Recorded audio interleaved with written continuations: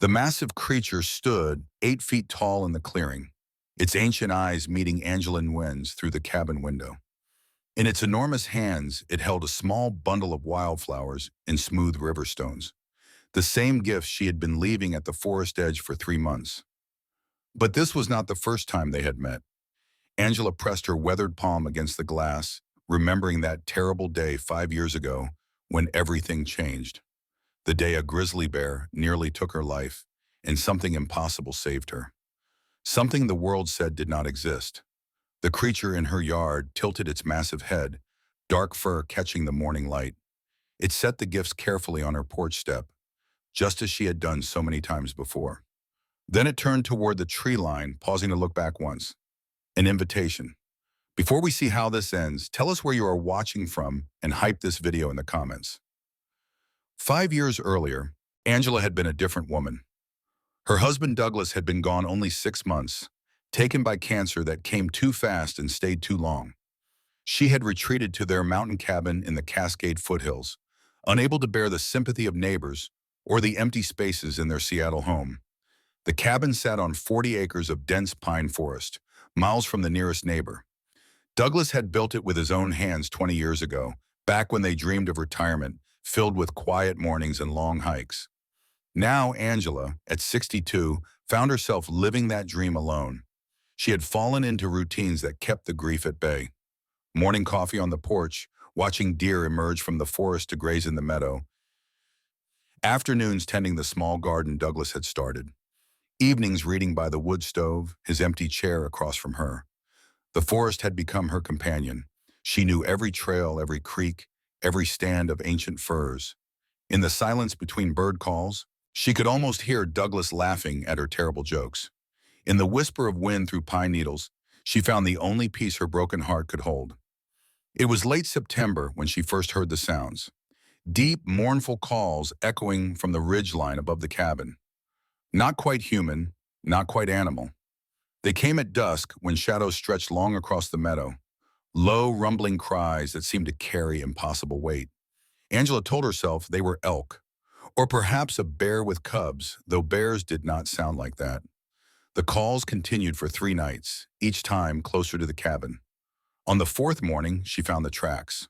Footprints in the soft mud beside the creek, 18 inches long, deeply pressed into the earth. 5 toes, but shaped like no animal she knew.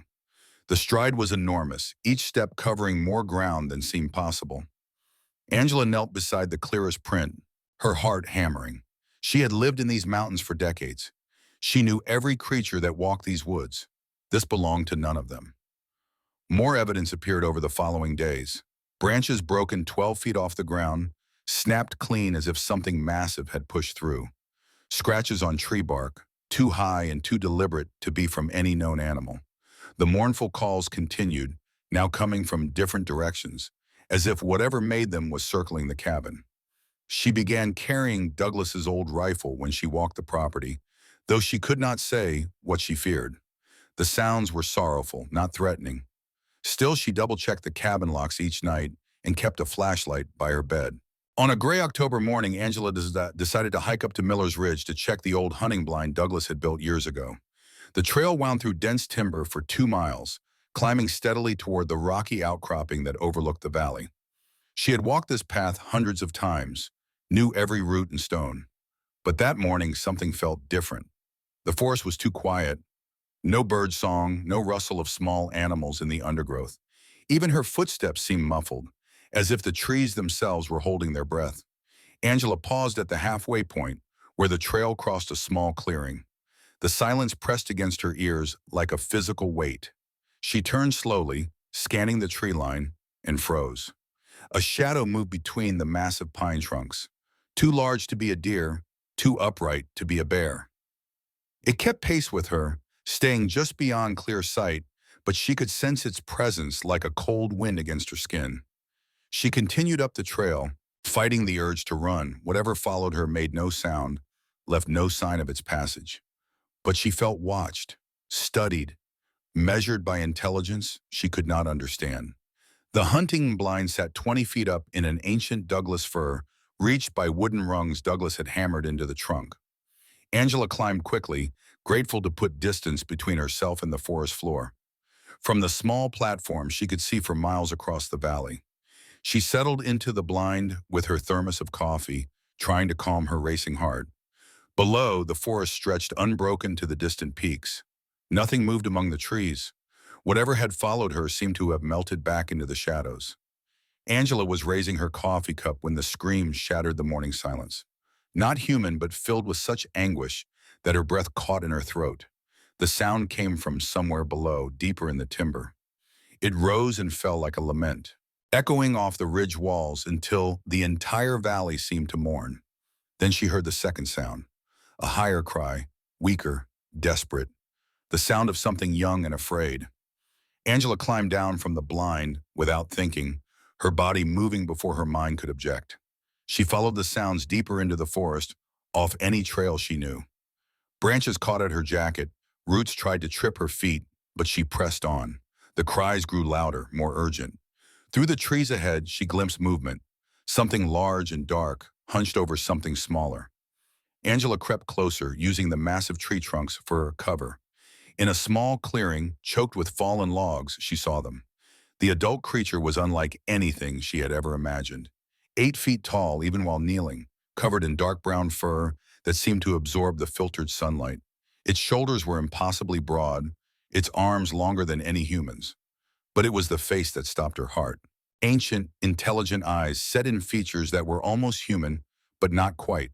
The creature bent over a much smaller version of itself, no bigger than a human child. The young one lay motionless among the fallen leaves, one leg twisted at an unnatural angle. The adult creature's cries filled the clearing, a sound of such pure grief that tears sprang to Angela's eyes. It touched the young one's face with fingers that were gentle despite their size, making soft rumbling sounds that might have been words in a language she could not understand. Angela knew she should run. Every instinct screamed at her to flee back to the cabin, to pretend she had never seen this impossible thing. Instead, she found herself stepping into the clearing. The adult creature's head snapped up, eyes locking onto hers. For a moment that lasted forever, they stared at each other across the space between worlds. Angela saw intelligence there and pain that mirrored her own. The creature did not move, did not threaten, simply watched as she approached. Angela knelt 10 feet away, close enough to see the young one's labored breathing. Its leg was clearly broken, but it was alive. She looked up at the adult creature, trying to communicate with gestures what words could not convey. Slowly, carefully, she removed her jacket and held it out. The creature watched as she mimed wrapping the injured leg, supporting it. Understanding flickered in those ancient eyes. The adult creature moved aside, allowing Angela to approach its young. Up close, she could see the family resemblance. The same intelligent eyes, the same gentle features beneath the fur. The young one watched her with curiosity rather than fear, as if it sensed her intent. Angela worked carefully, using her jacket to splint the broken leg as best she could. The young one whimpered softly but did not struggle. Its parent watched every movement, ready to intervene if Angela caused harm. When she finished, Angela backed away. The adult creature gathered its young into massive arms, cradling it with infinite tenderness. It looked at Angela once more, and she saw something that might have been gratitude before it disappeared into the forest without a sound. Angela stood alone in the clearing, her mind struggling to process what had just happened. The rational part of her insisted she had imagined it all, that grief and isolation had finally driven her over the edge. But her jacket was gone, and the depression in the leaves where the creatures had been was real enough. She made her way back to the cabin in a daze, checking over her shoulder every few steps. The forest had returned to normal. Birds sang in the branches, squirrels chattered in the underbrush. But everything had changed. That night, Angela lay awake staring at the ceiling. She had encountered something that science said could not exist, had touched a creature from the realm of myth and legend. The weight of the secret pressed down on her chest like a stone. 3 days passed before she found the gift. A pile of smooth river stones sat on her porch step, arranged in a careful spiral. Beside them lay a handful of late-season wildflowers, their stems still damp with dew. No human had been near the cabin. Angela lived too far from any road for casual visitors. She picked up one of the stones, feeling its perfect smoothness against her palm. Somewhere in the forest, a creature that should not exist had remembered her kindness. The thought filled her with wonder and terror in equal measure. Over the following weeks, more gifts appeared. Pine cones arranged in neat rows along the porch rail, branches heavy with red berries left beside the door. Once, a perfect eagle feather placed carefully on the hood of her truck. Angela began leaving gifts of her own. Apples from her small orchard, placed at the forest edge where the meadow met the trees. Leftover soup in a metal bowl, set out on cold mornings. A thick blanket on the porch during the first snowfall. She never saw who took them, but they always disappeared by morning. Winter came early that year, blanketing the mountains in 3 feet of snow. Angela settled into the rhythm of the cold months, splitting wood and tending her fire, reading by lamplight when darkness fell at 4 in the afternoon. The gifts stopped coming with the first blizzard. Angela told herself the creatures had moved to lower ground for the winter, following ancient migration patterns. But she missed the small tokens, the proof that she was not entirely alone in the wilderness. February brought the worst storm in decades. Wind howled around the cabin for 3 days, piling snow against the windows until Angela could barely see outside. The power lines had come down on the first day, leaving her with only the wood stove for heat and kerosene lamps for light. On the fourth morning, the storm finally broke. Angela woke to brilliant sunshine and silence so complete it seemed to ring in her ears. She dug her way out the front door, marveling at the transformed landscape. The familiar meadow had become an Arctic plain, broken only by the dark spears of pine trees. She was shoveling a path to her truck when she heard the sound. A low rumble, almost below the range of human hearing. It seemed to come from the forest itself, vibrating through the snow-covered ground. Angela straightened, her breath forming clouds in the frigid air. The rumble came again, longer this time, and she realized it was a voice, calling to her. Angela abandoned her shovel and waded through the deep snow toward the tree line. The cold bit at her exposed skin, but she pressed on, following the sound deeper into the forest. She found them in a grove of ancient cedars, where the thick canopy had kept the snow to manageable depths. The adult creature sat with its back against a massive trunk, the young one cradled in its arms. Both looked thin, weakened by the harsh winter. The adult creature watched Angela approach, no longer wary of her presence. Its young was clearly sick, breathing shallow and fast, its eyes dull with fever. Angela could see the desperation in its parent's face, the same helpless terror he had felt watching Douglas waste away in his hospital bed. Without hesitation, Angela turned and fought her way back to the cabin. She gathered everything she could think of that might help. Warm blankets, a thermos of hot soup, aspirin crushed and mixed with honey, antibiotics left over from her own recent illness. The trek back to the grove nearly exhausted her, but she pressed on. The creatures had not moved. The young one looked worse, its breathing more labored. Angela knelt in the snow beside them, offering what comfort she could. She wrapped the young one in warm blankets, coaxed it to drink small sips of soup, held cool cloths to its fevered brow, while its parent watched with ancient, grateful eyes. For 3 days, Angela made the journey between cabin and grove. She brought food and medicine, sat vigil through the long nights, and slowly watched the young creature recover. Its parent never left its side, but Angela felt accepted into their small circle of care. On the fourth morning, she arrived to find them gone. Only the impression of their bodies in the snow remained, and a single gift left behind. A piece of carved wood, smooth as silk and warm to the touch despite the cold. Angela could not identify the type of wood or understand the symbols carved into its surface, but she treasured it like nothing else she owned. Spring came late that year, but when it arrived, it transformed the mountains overnight. Snow melted in rushing torrents, filling the creeks with icy water. Wildflowers bloomed in impossible profusion, carpeting the meadows in brilliant color. Angela emerged from her winter cocoon feeling renewed. The long months of isolation had changed her, stripped away the sharp edges of her grief, and left something calmer in their place. She still missed Douglas with an ache that would never fully heal, but she no longer felt crushed by the weight of her loss. The gifts resumed with the warming weather. Flowers on her doorstep, interesting stones by the garden gate, once a perfectly preserved bird's nest left on her windowsill. Angela continued her own offerings, leaving food at the forest edge and fresh water in a large bowl beside the creek. She began to feel watched again, but it no longer frightened her. Sometimes, walking the familiar trails, she would catch a glimpse of movement in her peripheral vision, a shadow that was too large, too upright to be anything she recognized. But when she turned to look directly, there was nothing there. The feeling of presence became a comfort rather than a threat.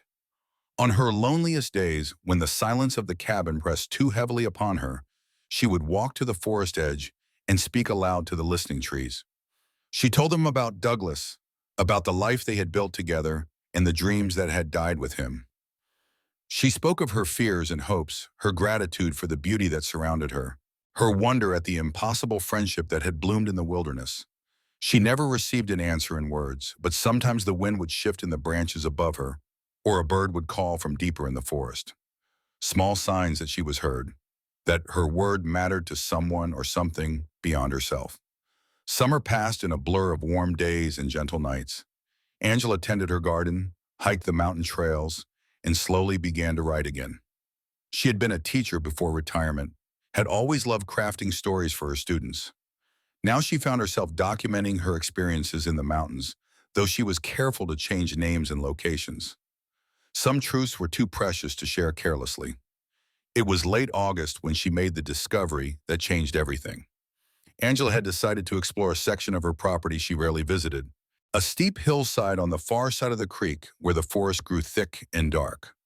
She followed an old game trail that wound between massive boulders and ancient trees, climbing steadily toward a rocky outcropping she had seen from a distance but never approached.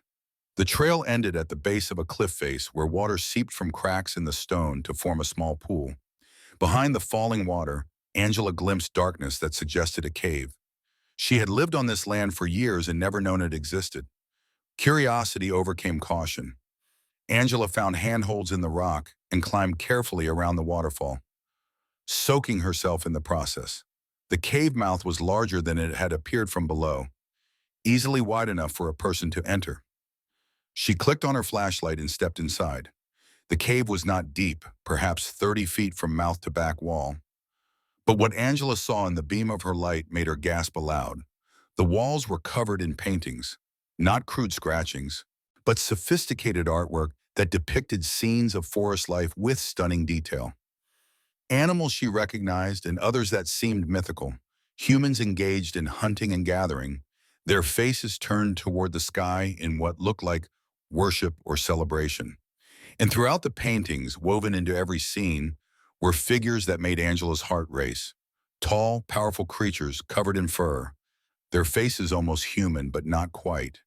They appeared to be guardians or guides, leading lost travelers to safety, protecting human children from predators, sharing food during times of scarcity.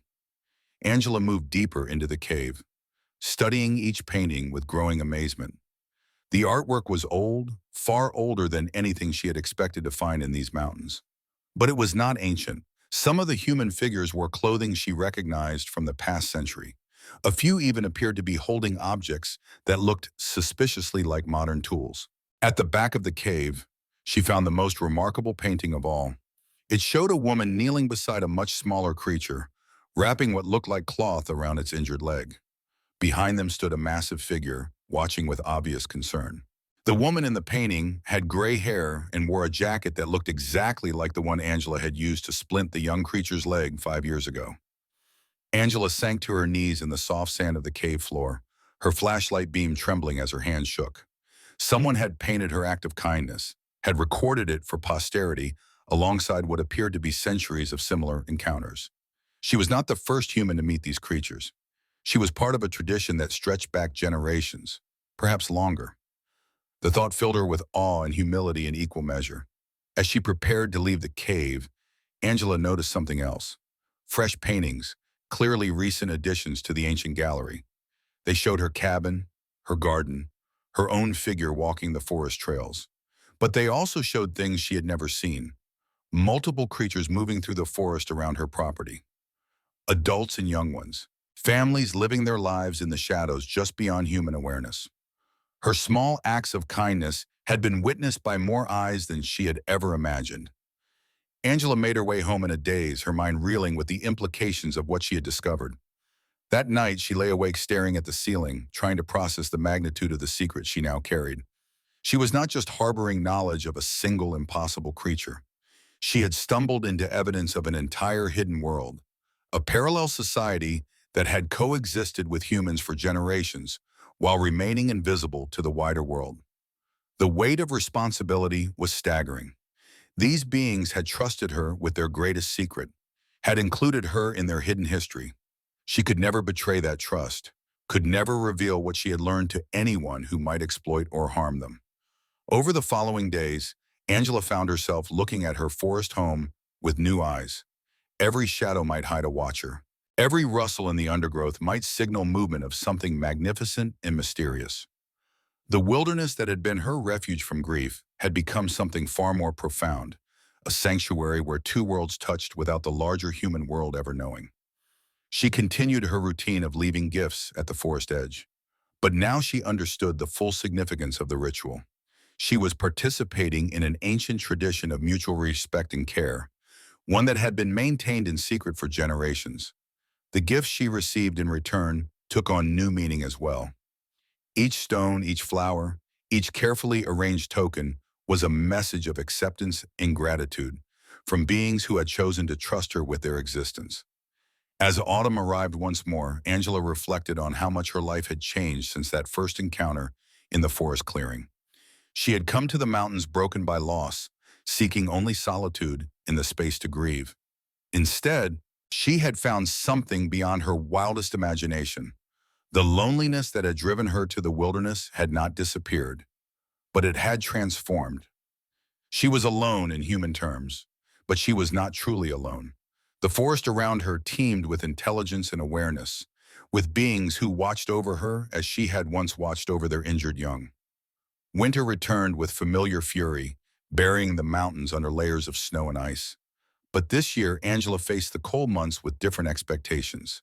She had learned that her hidden neighbors did not abandon the high country entirely, that even in the depths of winter, she might be called upon to offer aid. The call came in February, during a blizzard that had raged for 2 days without pause. Angela woke to a sound she recognized, the deep rumbling call that had first announced their presence in her world. It came from very close to the cabin, almost from her doorstep. She dressed quickly and fought her way outside, her flashlight beam swallowed by the driving snow. The call came again, urgent and desperate, from the direction of her barn. Angela struggled through drifts that reached her waist, following the sound to the old wooden structure where she stored her truck and garden tools. The barn door stood open, something she was certain she had secured before the storm began. Inside, her flashlight revealed a scene that stopped her cold.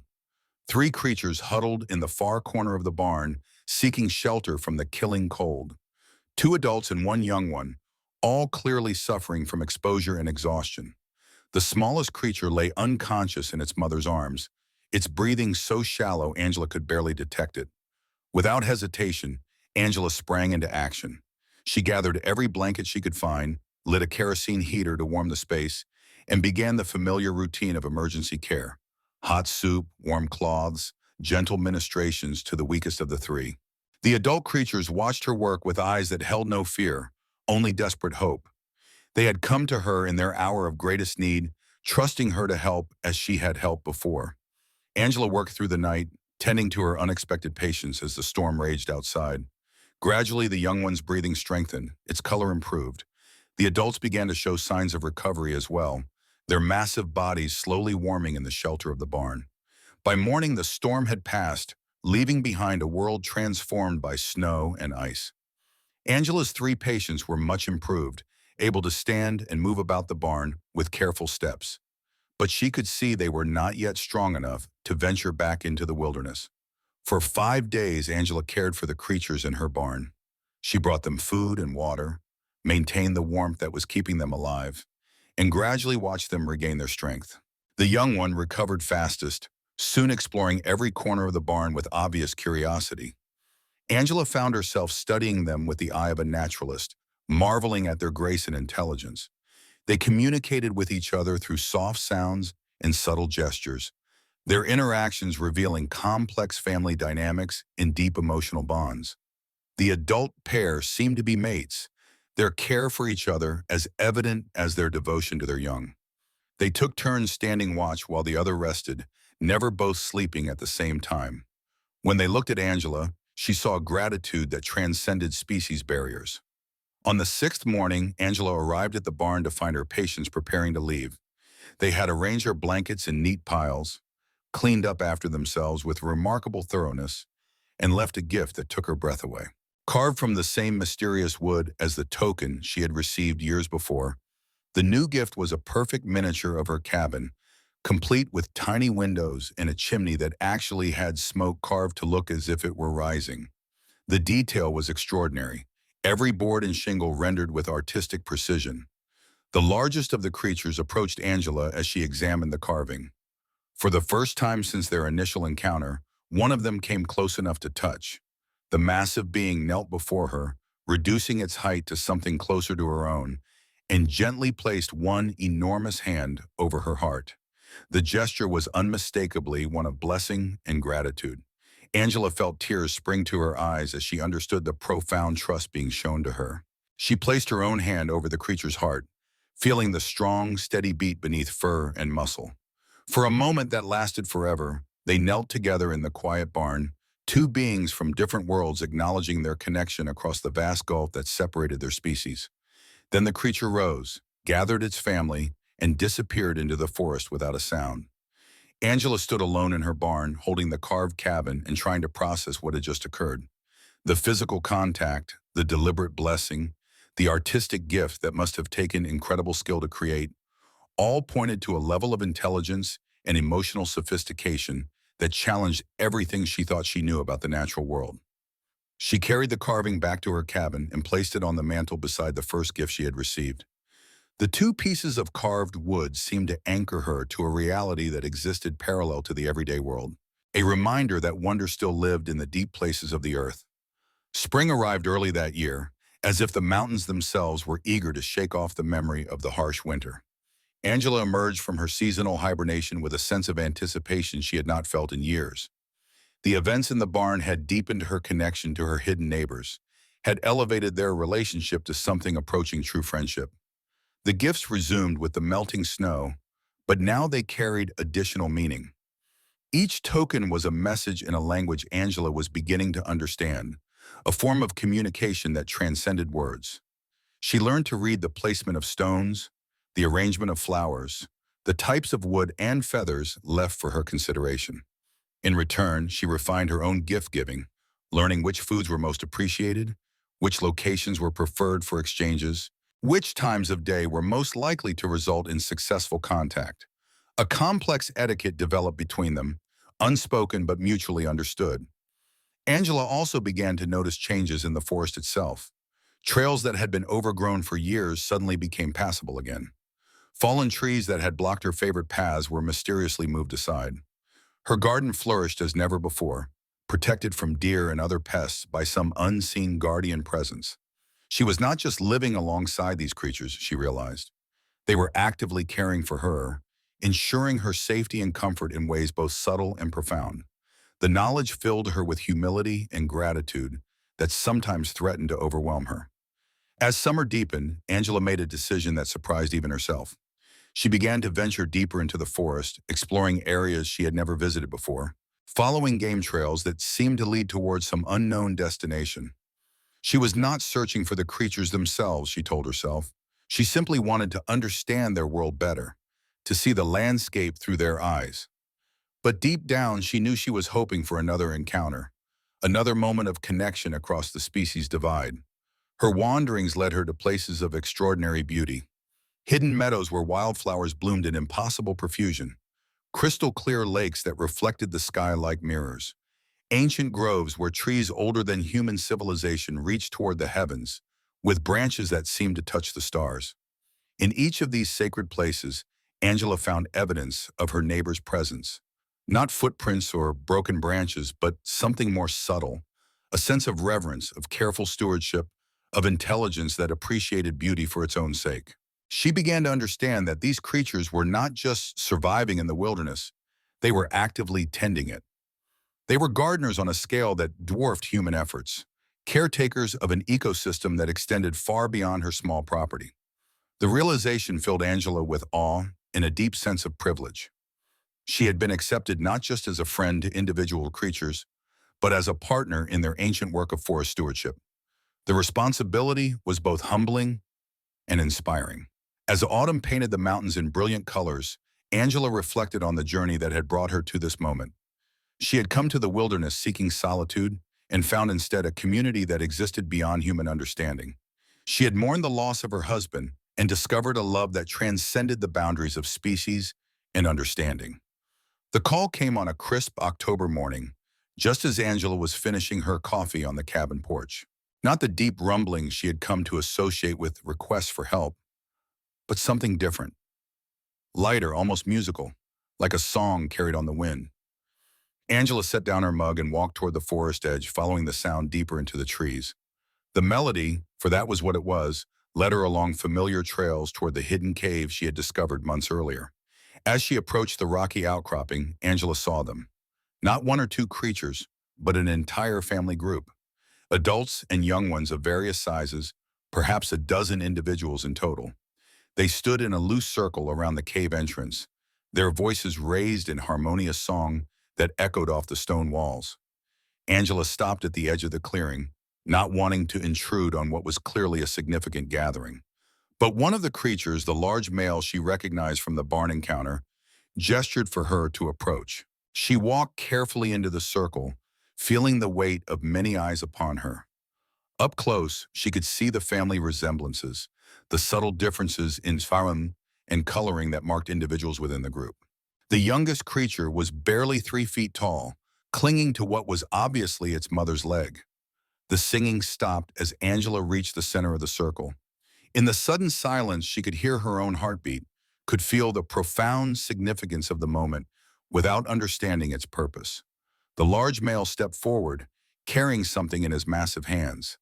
As he drew closer, Angela saw it was another carving, but this one was different from the others she had received. Instead of wood, it appeared to be made from stone, polished to a smooth finish that gleamed in the dappled sunlight. The creature knelt before Angela and placed the stone carving in her hands. It was warm to the touch and incredibly detailed. As she examined it more closely, Angela realized it was a representation of herself, carved with such skill and accuracy that it took her breath away. But this was not just a portrait. The stone figure of Angela was surrounded by carved representations of the creatures themselves, all of them arranged in the same circle formation she now found herself in. At the base of the carving, symbols were etched into the stone, the same mysterious markings she had seen in the cave paintings. Angela looked up from the carving to find every creature watching her intently. In their ancient eyes, she saw something that might have been expectation, as if they were waiting for her to understand something important. The large male gestured toward the cave entrance, then back to Angela, then to the carving in her hands. The meaning became clear. She was being invited to see something, to witness something that would explain the significance of the gift she held. Angela followed the group into the cave, her flashlight illuminating walls she thought she knew well. But as they moved deeper into the cavern than she had ever ventured before, she realized there was much more to discover. A narrow passage led to a second chamber, larger than the first, its walls covered in paintings that made her earlier discoveries seem like mere sketches. Here was the true gallery, the heart of their artistic tradition. The paintings told a story that spanned generations, perhaps centuries. They showed the evolution of the relationship between the creatures and the occasional humans who encountered them. Some humans fled in terror, others attacked with weapons, but a precious few responded with kindness and understanding. These special humans were depicted throughout the gallery, their acts of compassion and courage recorded for posterity. Angela saw scenes of humans healing injured creatures, sharing food during harsh winters, protecting young ones from predators. Each painting was a celebration of the bridge that could be built between two very different worlds. At the far end of the chamber, Angela found the newest addition to the gallery, a painting that showed her own story in vivid detail, from that first encounter with the injured young one to her care of the storm refugees in her barn. But the painting continued beyond her known experiences, showing scenes she had never witnessed. The final panels of the painting revealed the full scope of her impact on the creature community. Her acts of kindness had been discussed, debated, and ultimately celebrated by the entire extended family. She had been accepted not just as a helper in times of crisis, but as a true friend and ally. The stone carving in her hands was more than a gift, Angela realized. It was a formal recognition of her place in their society, a permanent record of the bond that had been forged between them. She was being inducted into their most sacred tradition, the keeping of their history and the protection of their secrets. Tears streamed down Angela's face as she understood the magnitude of what was happening. These beings had chosen to trust her with their most precious possession, their cultural heritage, and their very existence. The responsibility was overwhelming and humbling in equal measure. The large male approached her once more, this time carrying a small pot of what appeared to be paint made from natural pigments. He offered it to Angela, then gestured toward a blank section of cave wall. The invitation was clear. She was being asked to add her own contribution to the gallery, to record her perspective on the relationship that had transformed both their lives and hers. With trembling hands, Angela accepted the paint and brush. She had not created art since her college days, but the images flowed from her brush as if guided by some unseen hand. She painted herself as she truly felt, not as a human encountering strange creatures, but as a member of an extended family that happened to span two species. Her painting showed the moment of recognition in the forest clearing, the instant when fear transformed into compassion and understanding. But it also showed something deeper, the spiritual connection that had grown from that first encounter into something that transcended the physical world. When she finished, Angela stepped back to examine her work. It was crude compared to the masterpieces that surrounded it, but it captured something essential about her experience. The other creatures gathered around, studying her contribution with obvious interest and approval. The large male placed his hand on Angela's shoulder, a gesture of acceptance and welcome that needed no translation. She was no longer an outsider looking in, but a full member of their hidden community. As they prepared to leave the cave, Angela noticed something else. New paintings had appeared on the walls, created while she worked on her own contribution. They showed her cabin surrounded by watching figures, her garden tended by invisible hands, her trails kept clear by unseen guardians. The creatures had been caring for her far longer and more extensively than she had ever realized. Her property had become a sanctuary not just for herself, but for an entire community that had adopted her as one of their own. The procession back to the forest clearing was quiet, each member of the group lost in their own thoughts. Angela carried her stone carving carefully, understanding now that it was one of the most precious objects she would ever possess. At the edge of the clearing, the creatures began to disperse, melting back into the forest with their characteristic silence. But the large male remained, watching as Angela prepared to return to her cabin. He approached her one final time, kneeling so that his eyes were level with hers. For a long moment, they simply looked at each other, two beings from different worlds who had found common ground in compassion and understanding. Then he did something that surprised Angela completely. He spoke, not in words she could understand, but in a voice that was unmistakably intelligent, unmistakably emotional. The sounds he made were complex, layered with meaning that went beyond simple communication. It was a blessing, a promise, a vow of eternal friendship and protection. Angela responded the only way she could, placing her hand over her heart and then extending it toward him. The gesture seemed to satisfy him, because he nodded once before rising and disappearing into the forest. Angela walked back to her cabin in a daze, the stone carving clutched against her chest. Everything had changed, yet everything remained the same. She was still alone in her mountain retreat, still surrounded by the wilderness that had become her refuge. But now she knew she was part of something larger, something that connected her to a community that existed beyond human understanding. That evening, as she sat by her fire examining the intricate details of the stone carving, Angela reflected on the journey that had brought her to this moment. She had come to the mountains broken by grief, seeking only the space to heal from her devastating loss. Instead, she had found a new kind of family, one that had accepted her not despite her differences, but because of her capacity for compassion. The loneliness that had driven her to seek solitude had been transformed into something richer and more complex. She was still alone in human terms, still the widow living by herself in a remote cabin.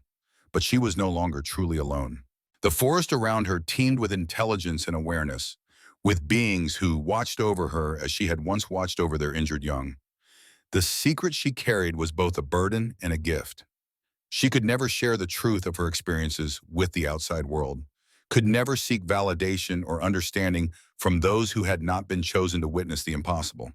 But she had been trusted with something precious beyond measure, something that connected her to the deepest mysteries of the natural world. As winter approached once more, Angela prepared for the cold months with a sense of anticipation rather than dread.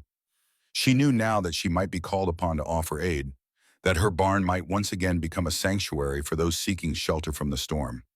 The gifts continued to appear throughout the winter, tokens of affection and gratitude that reminded her daily of the bonds she had forged. Each stone, each feather, each carefully arranged offering was a message in the language she had learned to understand. Spring returned as it always did, transforming the mountains with its annual miracle of renewal. Angela emerged from her winter retreat to find her property even more carefully tended than before. Her garden had been prepared for planting, her trails cleared of winter debris, her water sources cleaned and maintained. She was not just living alongside these creatures now, she realized. They had made her welfare their responsibility, had adopted her into their extended family with all the care and protection that implied. The years that followed brought a deepening of the relationship that had begun with a single act of compassion in a forest clearing. Angela aged gracefully in her mountain retreat, her hair growing whiter, her steps perhaps a bit slower, but her connection to her hidden neighbors growing stronger with each passing season. She never saw them clearly again after that day in the cave, but their presence was a constant in her life. Gifts appeared regularly, her property was maintained by invisible hands, and sometimes on quiet evenings, she would hear their songs echoing from the ridgelines above her cabin. Angela kept their secret faithfully, never speaking of her experiences to the rare human visitors who found their way to her remote home. She wrote about her encounters in journals she kept locked away, creating a record that might someday help others understand the profound connection that was possible between species. The stone carving held a place of honor on her mantle, a reminder of the day she had been formally welcomed into a community that existed beyond the boundaries of the known world.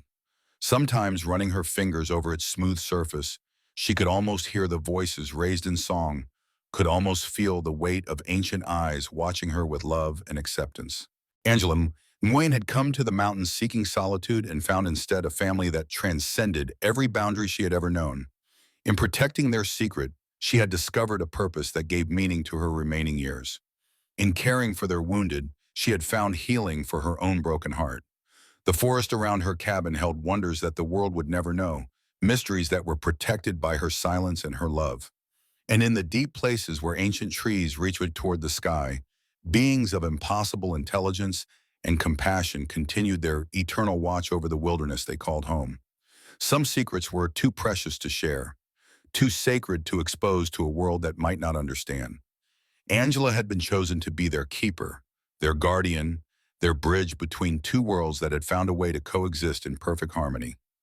The massive creature that had stood in her clearing that morning so long ago had offered her a gift beyond measure. Not just the tokens of stone and wood, but membership in a community that existed outside of time, outside of ordinary understanding, in the realm where wonder still lived and breathed among the towering pines.